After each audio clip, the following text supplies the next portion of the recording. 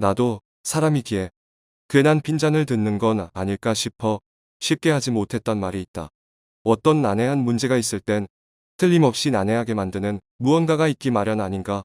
상황이 마냥 꼬이기만 하는 경우나 비관적인 상황이 벌어지는 이유도 마찬가지다. 문제를 만들거나 문제 해소를 방해하는 무언가가 분명히 있기 때문이다. 사기 탄핵을 가능하게 했던 2016년 총선의 거짓말 같은 상황이 그렇고, 사기 탄핵 자체는 말할 것도 없으며 4.15 부정선거도 그렇다. 이 상황에서 무언가는 의심의 여지 없이 국민의힘이라는 유사정당이다. 하나, 문재인 정권의 치부가 드러날 때. 둘, 사회주의 입법이 민주당 독재로 일방상정될 때. 셋, 사회주의 입법 제정 후 문재인 정권이 폭주할 때.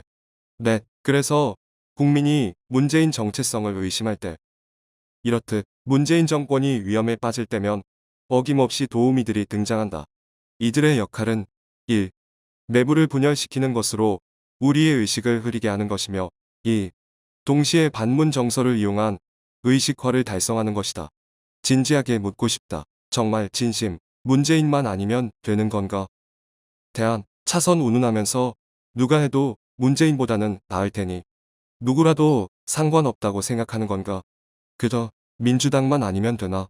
민족사관이라는 말이 있다. 아주 그럴듯해 보이는 말이지만 실상은 매우 역겹고 더럽다. 간단하게 설명하자면 반일이면 빨갱이도 용납할 수 있다. 이게 민족사관이다. 반문이면 무조건 오케이. 민족사관과 전혀 다를 게 없는데 바이든을 대입하면 오히려 훨씬 위험하지 않나.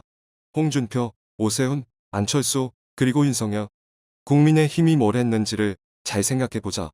세월호 사고 이후 좌파의 여론 선동에 쫄아서 지선 직전 여당이 정부에 막대한 부담을 줬고, 2016 총선에서는 김무성 패거리가 자해를 하면서 집권 후반기 정부의 동력을 모조리 빼버렸다.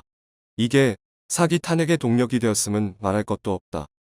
당시 청문회는 무려 7차까지 진행되었고, 법사위 위원장은 여당 권성동이었으며, 박범계와 나란히 앉아 삿대질하던 이들 중엔 하태경과 장제원이 있었다.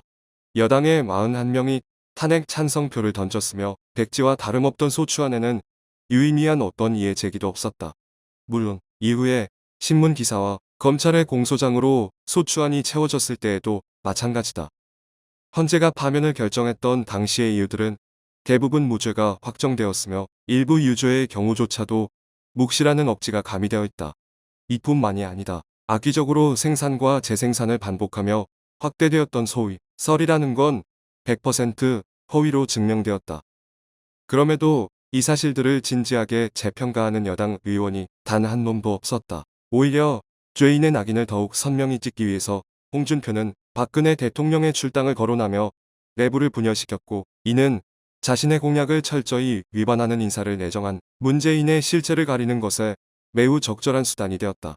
이 시기에 탈원전 만행이 시작됐다는 것도 잊어선 안 된다. 2018 지선도 똑같다. 문재인 정부의 실체를 보고도 당의 지선 방향은 오로지 좌파의 눈높이에만 맞춰져 있었다. 애초에 지선 승리를 포기한 탓에 문재인 정권에 날개를 달아준 것은 덤이다. 4.15 총선 부정에서의 피해자는 물론 국가와 유린당한 유권자 전부이지만, 솔직히 국민의힘이 당장 가장 큰 피해를 본 당사자 아니던가. 그런데 이상하게도 뭔 개소리죠. 선거 부정이라뇨 등의 진짜 개소리를 늘어놨었다. 미국 대선에서도 똑같다. 대선 일정 이전부터 벌써 바이든 행정부라는 표현을 쓰더니 명백한 증거와 정황이 드러났음에도 변함이 없다. 너무 궁금하다. 트럼프 행정부와는 왜 얘기하지 않나. 문재인이 국가안보를 뿌리째 뒤흔들고 평택 험프리스에는 반미 주한미군 철수 배너가 널려 있는데도 왜 방치했나. 더위도 추위도 아랑곳하지 않은 채 좌파와 현장에서 맞서 싸웠던 애국 단체와는 왜 협력하지 않았나. 결국 배후가 중공이라는 건가. 뉴스가 좀 더 나와봐야 알겠지만 문재인이 북한에 건설하려 했던 원전이 가압중수로라는 말이 있다. 영구 폐쇄가 확정된 월성 원전이 가압중수로다. 박정희 대통령의 해안이 담겼다는 월성 원전인데 왜일까? 경수로와 달리 중수로는 천연 우라늄을 사용하기 때문에 플루토늄이 생산된다. 그리고 이건 곧 핵무기를 의미한다. 즉, 중수로 원전 건설 지원은 자체 핵 무장의 가능성을 완전히 없애버리는 반역인, 동시에 북한에 핵무기를 제공하는 것과 다름없다. 건국 이래 이런 위기가 또 있었을까? 도대체 국민의힘은 왜 가만히만 있나? 이게 단순히 규탄 성명 하나로 퉁칠 일인가?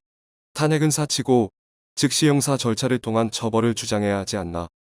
현직 대통령도 소추되는 것으로 헌법에 명시되어 있는 거 아닌가? 내란죄와 외환죄는 대단히 중대한 범죄이므로 대통령이라 해도 절대 범해서는 안 되는 범죄다. 즉, 위반 시 엄격히 처벌하겠다는 헌법의 의지 아닌가?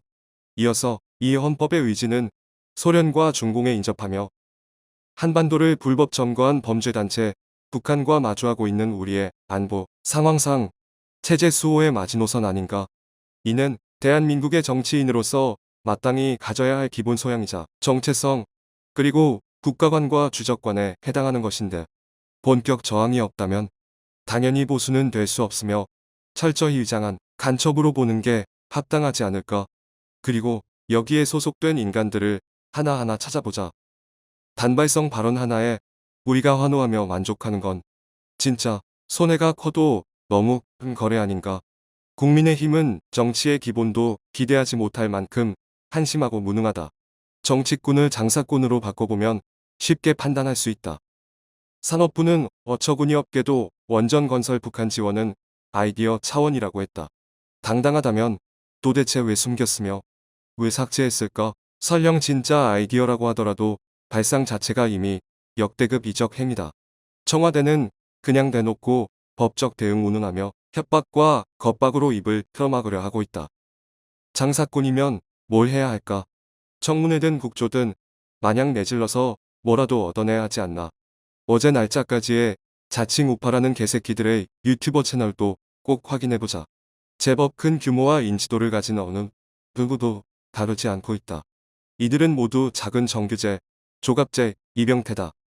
부정선거를 확실히 짚어야 하는 가장 큰 이유는 반복적인 부정과 조작을 방지하기 위해서다. 국민의힘이 진짜 보수 정당이었다면 부정선거 규탄에 앞장섰어야 했으며 종종 종북 정권의 실체가 드러나는 사건을 활용하여 선거에 안전장치를 걸었어야 했다. 정규제도 조갑제도 이병태도 작은 정규제도 작은 조갑제도 작은 이병태도 이런 주장을 절대 하지 못한다. 왜? 이미 처음이 틀렸기 때문이다. 포털의 실시간 검색어 기능은 이미 국민의 눈과 귀를 가리는 것에 사용되고 있고 최대 사형에 이르는 초대형 범죄의 실체가 드러나고 있는 이 상황에 어김없이 보수 성향 국민이면 솔깃한 만한 내부 이슈가 터져나온다. 윤서인이다. 적어도 내가 판단하기에는 보수의 이미지를 망쳐서 좌파를 이롭게 하는 좌파의 1등 공신이 아닐까 싶다. 여러 커뮤니티에 윤서인을 욕하는 글, 두둔하는 글이 끝도 없다. 지금 이 상황에 욕도 두둔도 모두 아주 멍청한 낭비 아닌가? 우선순위가 매우 잘못되어 있는 거 아닌가? 혹시라도 너무나도 뻔하게 윤서인 흠집 내기를 통한 보수 분열책이다. 이런 말 같지도 않은 말은 하지 말자. 이게 어디 한두 번인가? XX가 사건을 계기로 완전히 버렸어야 했다. 이게 무슨 만평? 도대체 어떤 메시지가 있으며 어떤 합리적 비판 의식이 있는 건지 전혀 이해할 수 없다. 조두순의 석방을 비판 또는 경계하는 의도라 해도 방식의 문제로 인해서 어떤 가치도 달성되지 않는다. 정말 이게 그의 수준이라면 단언컨대 어떤 종류든 대표성을 가져선 안 된다. 실격이라는 뜻이다. 피해 아동 당사자와 그 친인척의 입장에서 생각할 때 용납 가능한 게 하나라도 있나. 더욱 이게 자칭 우파라는 작자 머리에서 나올 만한 건가.